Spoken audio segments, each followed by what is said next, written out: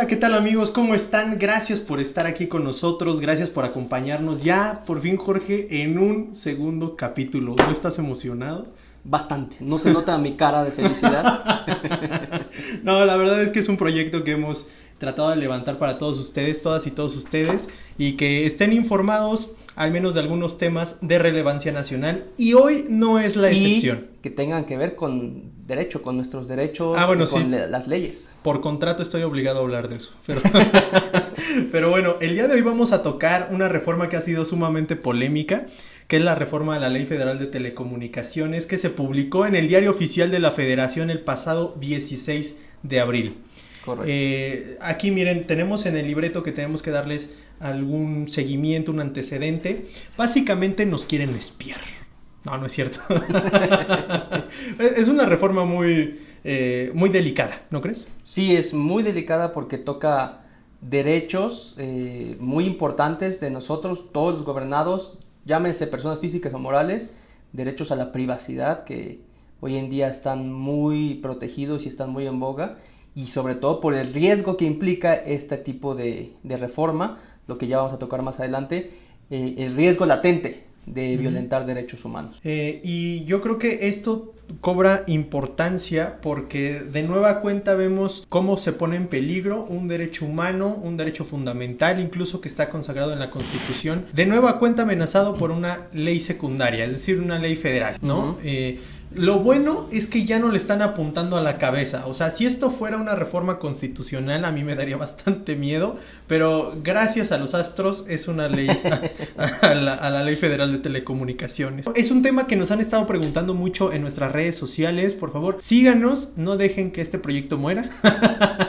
No dejen que Cristian se quede sin trabajo. No, síganos en nuestras redes sociales, de ahí créanme que leemos todos sus comentarios, leemos sus preguntas y de ahí es donde sacamos el tema para nuestros próximos contenidos. Pero bueno, les voy a contar o les voy a explicar de una manera breve cuál es el punto toral de esta reforma a la Ley Federal de Telecomunicaciones y Radiodifusión. En específico, el artículo 15 establece: para el ejercicio de sus atribuciones corresponde al instituto, y nos vamos a ir a la fracción 42 bis, instalar, operar, regular y mantener el Padrón Nacional de Usuarios de Telefonía Móvil. Es el famoso padrón que han estado todos mencionando, Jorge, en redes sociales y que está causando un revuelo increíble. ¿Has visto en redes sociales algo de esto? Sí, muchas personas, ya sea preguntando en general a abogados, abogadas, o en general a cualquier persona si les van a espiar, qué les va a pasar, si es obligatorio o no. Algunos hasta han dicho, ya entró en vigor, y otros he leído que dice, no, creo que esto ya no pasó en el Congreso.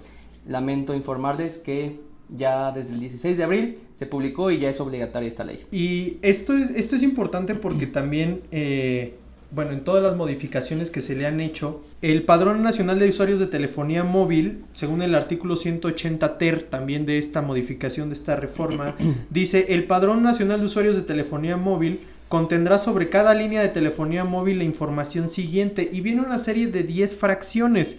Pero a mí lo que me llama la atención es que dice que va a tener el número de identificación oficial con fotografía o clave única de registro, ¿no? Datos biométricos del usuario. Jorge, ¿qué podemos entender por datos ¿Sabes biométricos? qué son datos biométricos? Sí, primero se crea este padrón, que lo conocen como PANOUT, por si ahí lo han estado buscando en las redes o en Google. Si le ponen PANOUT, van a encontrar este Padrón Nacional de Usuarios de Telefonía Móvil. Y estos datos biométricos pues son todos aquellos, valga la redundancia, datos de las personas que sirven para identificarlas de forma inequívoca, como pueden ser su rostro, su iris, sus huellas dactilares. Las huellas son únicas en cada una de las personas, entonces como hoy en día en los teléfonos, para desbloquear tu teléfono o incluso para acceder a contraseñas de banco, de cualquier aplicación, por ejemplo en los iPhone, utilizas el rostro, en otros teléfonos utilizas la huella dactilar. Entonces sí son datos muy sensibles e importantes porque como decíamos, tal vez los demás de tus cuentas de correo pues sí son muy importantes, pero los datos de tus cuentas bancarias que estén guardados allí, aunque nada más tengas 10 pesos, Cristian, pero son tus 10 pesos. Jorge, súbeme el sueldo. Pero miren, y también el domicilio del usuario. Exacto, era lo que iba. También iba a tener el domicilio. De ahí en fuera, los demás requisitos que tiene el padrón, pues son, digamos, algo que ya hemos proporcionado. Por ejemplo, fecha y hora de la activación de la línea, esquema de contratación de la telefonía, si lo pagaste a 400 meses sin intereses. Y bueno, datos del concesionario de telecomunicaciones, si te fuiste con Unifón, Movistar, Telcel. Ahora van a saber si lo compraste en Liverpool o en Coppel. A 48 meses sin interés, como dices. Ya con eso ya no necesitan hacerte un estudio socioeconómico. Pero todo esto va a estar en este padrón. Y yo creo que un punto muy importante y preocupante que es parte de toda esta controversia es de que tal vez no se oiga bien o a la gente no le guste cuando son partidarios de alguien en particular, pero la historia nos dice que el gobierno no es muy confiable, sobre todo con datos. Exacto. Porque pues no son sus datos, no, hasta cierto punto no le interesa tanto como a nosotros su uso. Incluso a la iniciativa privada los protege más porque un banco, si usa mal tus datos, pues simplemente te cambias de banco. Uh-huh. Pero pues aquí no podemos cambiarnos de gobierno.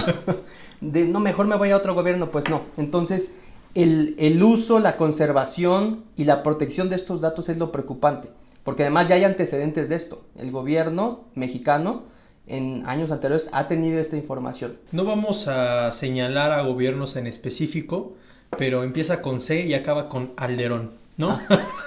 En el gobierno de Felipe Calderón nosotros vimos la ineficacia de este tipo de medidas. Porque para esto se supone el padrón se va a utilizar para que podamos combatir de una mejor manera la violencia, el crimen organizado, secuestros. Es lo que supuestamente justifica la creación de este padrón, ¿no? Para evitar que haya llamadas de secuestro, de extorsión, desde penales o desde cualquier lugar, supuestamente es para esto, ¿no? Pero si quieres más adelante platicamos de eso.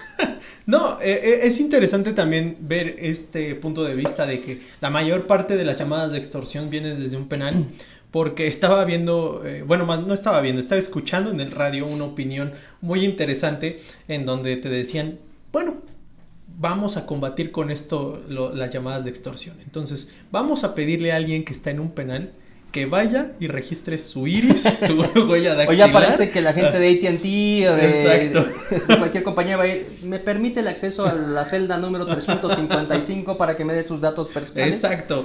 O sea, nos vamos a estar atenidos a la corrupción, porque si alguien ya tiene un mercado negro de SIMs para este tipo de llamadas de extorsión, pues obviamente se va a prestar nombres o difuntos que van a empezar a sacar su línea telefónica en pleno 2021, precisamente para esto, para burlar el padrón.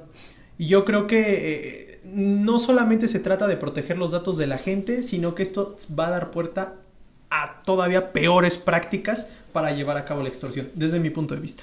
No, y además yo no creo que, ya que entramos a este tema, no es legal, es más opinión personal, no creo que sirva para combatir el crimen organizado, porque si el gobierno tiene identificado que desde los penales o los reclusorios se hacen innumerables llamadas de extorsión o de secuestro, etcétera, o que incluso desde el centro penitenciario se operan células de secuestro, etcétera, o de crimen organizado, y no quieres que llamen, pues impide la entrada y salida de llamadas de telefonía móvil. Sí. Yo recuerdo, no sé si te ha pasado a ti, cuando voy, por ejemplo, pasando por la defensa o por el colegio militar y estoy en una llamada, no se escucha nada, se corta la llamada, porque obviamente tienen sistemas que impiden que entren y salgan llamadas por seguridad de esos lugares. Se podría hacer lo mismo en penales. Obviamente, pues no puedes impedirle a los reclusos que tengan acceso a telefónico, ¿no? Pero sí puedes impedir que tengan acceso a telefonía móvil. Bueno, ya como un dato curioso, estaba viendo un video en internet en donde te muestran los teléfonos que se venden en el reclusorio y son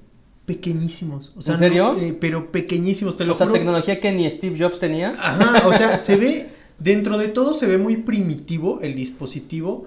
Haz de cuenta los Nokias de los 90s, algo por el estilo, pero son más chiquitos que un meñique. No, ¿en serio? Te lo juro. ¿Cómo le hacen para...?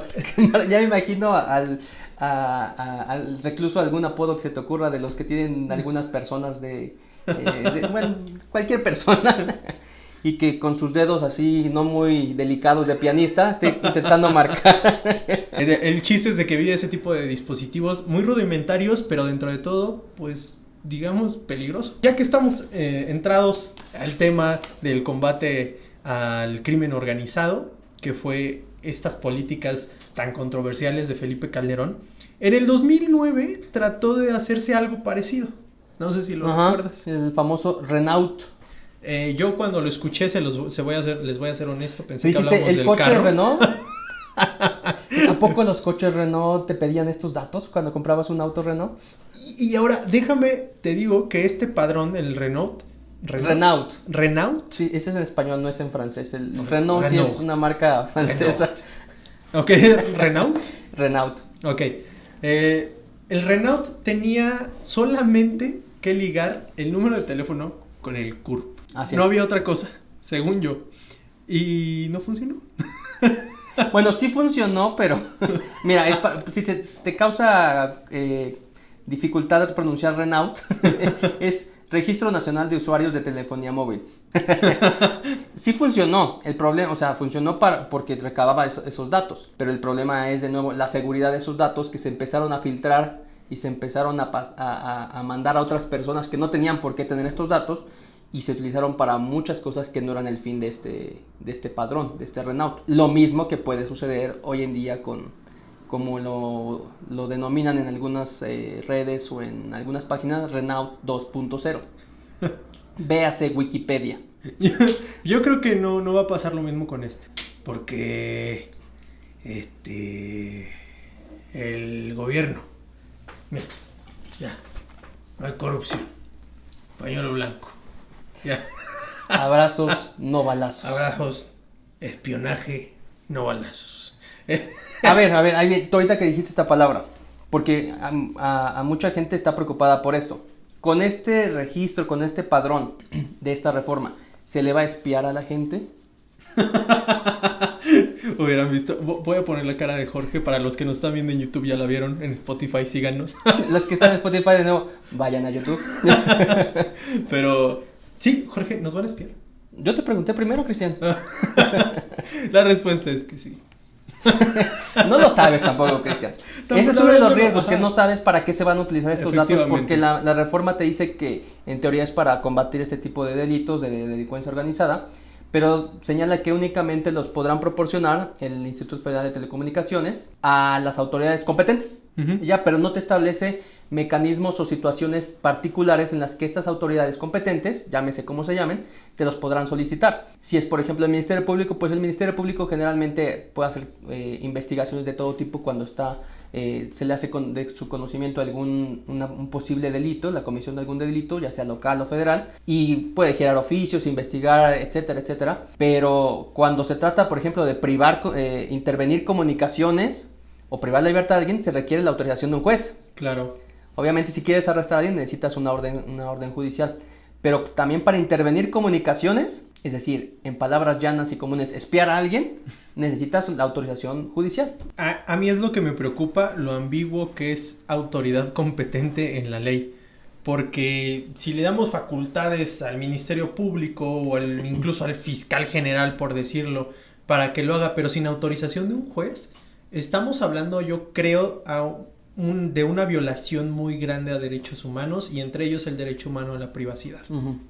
No podemos poner en riesgo datos tan sensibles en manos del gobierno. Miren, no vamos muy lejos, regresando un poquito a lo que pasó con Felipe Calderón. Se quería prevenir las llamadas de extorsión con este padrón, el Renault, y repuntó un 48% las llamadas de extorsión durante la vigencia de este padrón.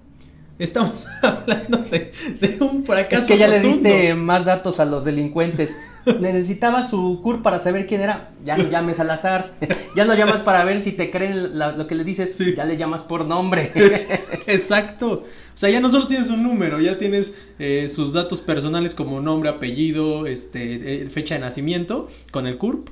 Pues entonces se volvió un poco más creíble este tipo de llamadas. Sí, ¿no se te ha tocado a ti o en tu familia recibir alguna de estas llamadas de extorsión? A mi familia sí. A mí también, a mí directamente y también a mi familia. Y es impresionante la cantidad de información que muchas veces tienen. o que lo hacen a veces creíble. Cuando desafortunadamente cuando ya te ha tocado varias veces, pues ya estás curtido y ya sabes que te están llamando para decir, pues o les cuelgas o les das el avión, etcétera. Okay. Pero por ejemplo a mi abuelita le han llamado varias veces y pues ya es una persona de edad y se preocupa porque le dicen, oye abuelita, o sea, como fingiendo que soy yo o alguno de sus nietos y se la cree. Pero en ocasiones nos han llamado a otras, en otros lugares, y saben nombres, saben domicilios, saben datos que pues no tendrían por qué saber, entonces de algún lado los obtienen. Es lo preocupante de que una institución gubernamental tenga esta información tan delicada y tan específica. ¿Y qué fue lo que sucedió? Dijeron, ¿continuamos con este proyecto que definitivamente no está dando frutos? No. Esto fue modificado por el Congreso de la Unión en el 2011. 2 años después. ¿No? 2 años después, por inoperante. No servía. No, la causa por la que se generó este padrón no alcanzó el objetivo, incluso lo empeoró, y es por eso que se tuvo que quitar. No entiendo por qué, si ya vimos que hace aproximadamente 10 años, solamente ligando el número con el CURP, salió mal. Es que el problema era que nada más tenían el CURP, no tenían los datos biométricos. ¿Por qué se empecinan en traer algo como esto y peor? Es que yo creo que parte de, independientemente de esta reforma o cualquier otra, parte de un vicio o una creencia falsa por parte del actual gobierno, y no tengo nada en contra de él, simplemente de algunas cosas que en ocasiones hace, ha hecho cosas positivas creo yo, pero muchas otras que no son tan positivas. Una de ellas estas propuestas, que parten de la premisa de que todo lo que se hizo antes está mal porque está plagado de corrupción, que en gran parte puede ser o sí es cierto, pero también la segunda parte de esta premisa es todo lo que nosotros hacemos no tiene nada de corrupción y está bien. Uh-huh. Entonces, si tomamos algo que se hizo en el pasado y lo hacemos nosotros, lo vamos a hacer mejor, quiere decir que ellos lo hicieron mal porque eran malos o corruptos y nosotros somos todo lo opuesto. Y no, simplemente es un mal proyecto, no está bien diseñado, no cumple con los objetivos y no es la manera apropiada de atacar ese tipo de delitos. Pero no se aprendió. Es eso, de que la finalidad que se quiere perseguir con este tipo de reformas no se va a alcanzar. O sea, esta reforma no es el medio idóneo para poder alcanzar el combate a las llamadas de extorsión, a la delincuencia organizada. Creo yo que hay mejores formas, y no solamente estamos hablando de la reforma en sí, sino que ya también hay que entrar en tema de presupuesto. O sea, estaba viendo yo que tan solo el software que se va a necesitar para poder echar a andar el padrón, va a costar alrededor de unos 200 millones de pesos. Y luego uno que no duda si compra alguna licencia de Microsoft o no. Exacto. Si yo no compro la paquetería de Office, que son 300 al año, voy a andar pagando 200 mil millones. No, ¿para qué? No, y deja tú de eso. También yo estaba escuchando que el mantenimiento de este padrón va a ser como de unos 88 millones de pesos al año. Pero no te preocupes, ya se lo ahorraron con el aeropuerto que cancelaron. Eso lo van a usar para esto. Bueno, lo que ahorramos yo creo que ya lo pagamos en multas, ¿no? De contratos cancelados. Pero ese ya es otro tema. Son temas escabrosos. Al final de cuentas, este tipo de cosas las va a terminar pagando el usuario. Porque si bien... Sí, con nuestros impuestos. Exacto. Y aparte, no solamente lo va a tener que financiar el instituto, porque ellos son los que le van a dar mantenimiento a la base, sino que las compañías de telecomunicaciones van a necesitar infraestructura, personal, mantenimiento, sistemas, para poder recabar este tipo de datos. Porque esa es otra. La ley le da la obligación a los proveedores de servicios de telecomunicación para que ellos sean los que recaben todo. Sí, les impone esta carga con esta reforma. Le dice la ley, se va a crear este padrón. Pero como yo no quiero recabar los datos, pues todos los prestadores de estos servicios van a ser quienes recaben los datos de las nuevas líneas que se abran y de las que ya están abiertas al momento de la publicación, de las que ya están activas. Y de nuevo, como en el tema que platicamos la semana pasada, volvemos a los transitorios, Cristian. Música de terror, transitorios. Tum, tum, tum. En el transitorio cuarto, te lo voy a leer, no completo porque está un poquito extenso, pero sí las partes que nos interesan. Dice transitorio cuarto. En el caso de registro de líneas telefónicas móviles en cualquiera de sus modalidades, adquiridas con anterioridad a la entrada en vigor del presente decreto, o sea, todas aquellas que ya se tenían, estaban utilizando antes del 16 de abril, los concesionarios de telecomunicaciones y en su caso los autorizados, contarán con un plazo de 2 años a partir de su publicación para cumplir con las obligaciones de registro a que se refiere el presente decreto, es decir, para que recaben todos estos datos biométricos y demás datos que vienen en la reforma. Y en el último párrafo de este transitorio dice: transcurrido el plazo señalado para el registro de titulares o propietarios de las líneas telefónicas móviles, el instituto solicitará a los concesionarios de telecomunicaciones y, en su caso, a los autorizados, la cancelación, si escucharon bien, la cancelación en forma inmediata de aquellas líneas de telefonía móvil que no hayan sido identificadas o registradas por los usuarios o clientes. O sea, si no proporcionas tus datos, te cancelan la línea. Así de sencillo. No sé tú, pero tengo con mi línea como 10 años. Yo no entro en el supuesto de la línea que se adquirió después del 16 de abril. Entonces, ¿voy a tener que sacar cita para ir a dar mis datos?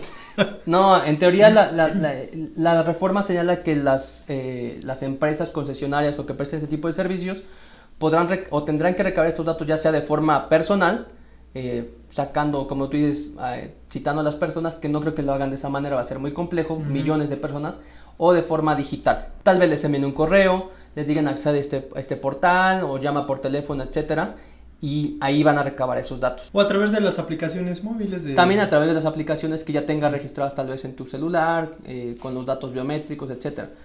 Yo creo que va a ser más por la vía digital, que es mucho más eficiente.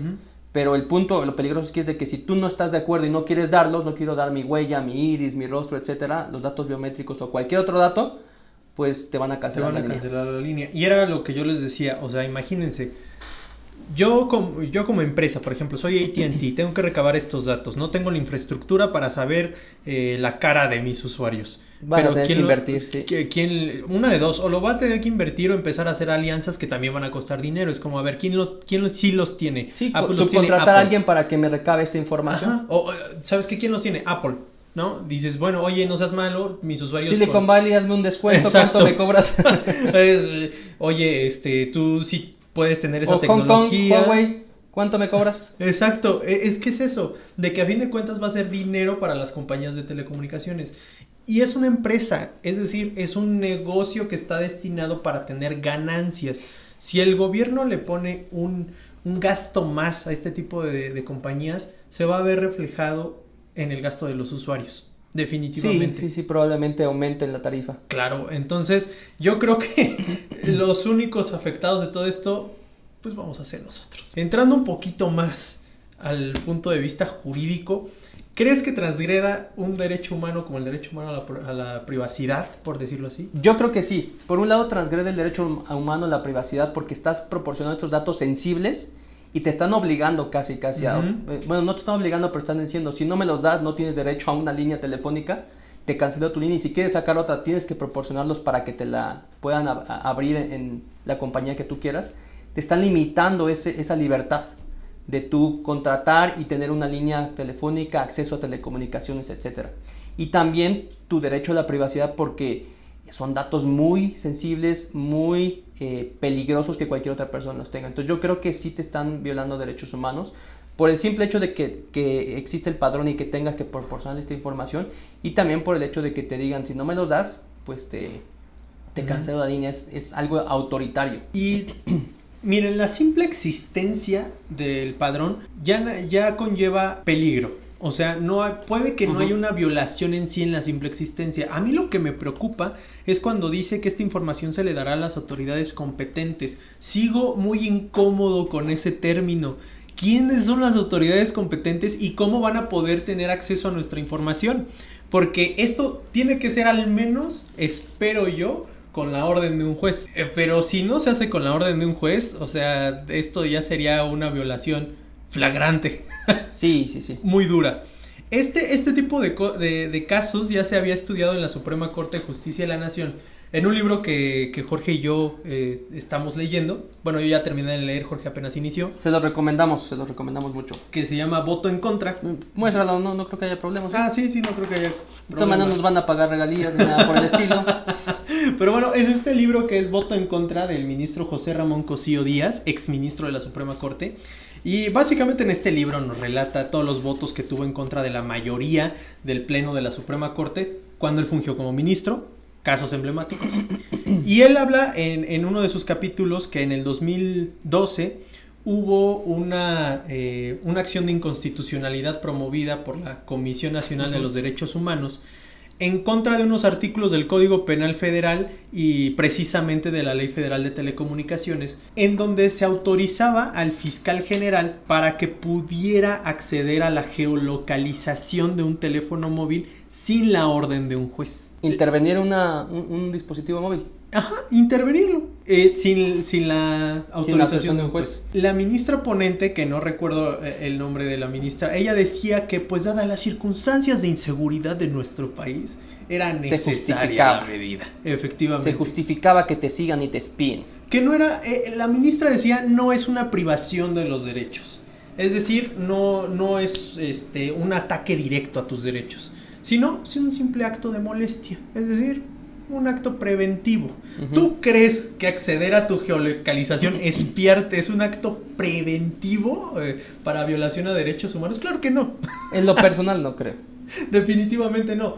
Y algo que dice el ministro, y coincido completamente con él, por eso es que lo traigo a tema: las violaciones a derechos humanos tienen que estar establecidas de manera expresa en la Constitución. Y él siempre exhorta a estos análisis para que se empiece el estudio desde el punto de vista del derecho humano, porque lo que hacen a veces los jueces es que buscan la justificación de los medios a través de los fines, ¿no? Dicen, esta es la finalidad que se persigue, a ver si este medio es idóneo. Y Cosío dice, no, es que no se tiene que estudiar el medio, se tiene que estudiar desde el punto de vista del derecho humano que se va a violar. Entonces, si ya se va a violar un derecho humano, tiene que haber una prohibición expresa por la Constitución, o en su caso tiene que haber un mecanismo amparado por el mismo texto constitucional. Y ese caso rompía todo. Decía, no se analizó desde el derecho humano, y 2, no había un mecanismo constitucional porque no estaba en un control jurisdiccional. Entonces yo no había autorización de parte de un juez. Yo creo que es un análisis que hay que traer de nueva cuenta a la mesa con este tipo de reformas. No sé qué opinas. Sí, es que para los que no son abogadas o abogados, ¿por qué se necesita la autorización de un juez para detener a una persona que no sea en un delito flagrante, que en ese momento lo detienen y se dan cuenta la autoridad, o para intervenir en una línea telefónica, medios de comunicación? Se requiere autorización de un juez. ¿Por qué? Porque si no, se prestaría a que cualquier autoridad puede pedir esta información, puede intervenir en una línea telefónica y literalmente a espionaje. Uh-huh. Entonces volvemos a lo del capítulo anterior, el Estado de Derecho. Se tiene que conservar este Estado de Derecho que le dé seguridad a los gobernados de que únicamente una autoridad va a poder intervenir tu línea telefónica o va a poder arrestarte, detenerte, si hay una justificación. Uh-huh. Algo que diga, ok, si hay una sospecha o algo que justifique para que detengas a esta persona o intervenga su privacidad, su línea telefónica. Porque si tienen elementos que pueden llegar a constituir un delito, y eso, ¿quién lo puede evaluar? El juez, no el Ministerio Público ni ninguna autoridad administrativa. El juez es el que tiene que aportarle elementos, ok, si te otorgo esta autorización. Y no se preocupen que los trancazos ya van a empezar. No, todo el mundo está saltando ya en contra de esta reforma, ¿no? Ese yo creo es un punto importante, y a lo mejor para terminar, Chris, es ¿qué pueden hacer las personas contra esto? ¿Qué alternativas tienen? ¿Qué pueden hacer? Uno, aguantarse y proporcionar sus datos biométricos. Si no quieres hacerlo, ¿qué? Pues tendríamos que recurrir a lo que los abogados llamamos un medio de control constitucional, y en este caso sería el famosísimo, la estrella de la noche, juicio de amparo.